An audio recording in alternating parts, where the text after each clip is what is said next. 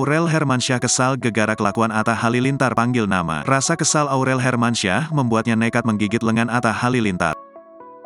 Ternyata, Ibunda Aminah Hana Nur Atta itu kesal saat dipanggil dengan nama. Awalnya, Atta tampak menerima sebuah tantangan yang datang kepadanya dari salah satu warganet. Atta menerima tantangan yang menyuruhnya memanggil Aurel Hermansyah dengan nama. Aurel yang disebut Atta tak suka dipanggil nama itu pun sampai menggigit lengan ketika melakukan tantangan. Meski tahu Aurel Hermansyah akan marah ketika dipanggil nama, Atta tampak melancarkan aksinya. Atta meminta Aurel untuk mengambilkan kacamata yang ada di dekat istrinya itu. Tak memanggil dengan ucapan sayang seperti biasanya, Atta meminta tolong istrinya itu dengan langsung menyebut namanya. Aurel yang tampak terkejut pun langsung memandang Atta sambil tersenyum. Aurel kemudian tampak berteriak kepada Atta dan mengaku tak suka dipanggil nama. Aurel yang memegang tangan Atta pun meminta pada sang suami untuk memanggilnya dengan sebutan sayang.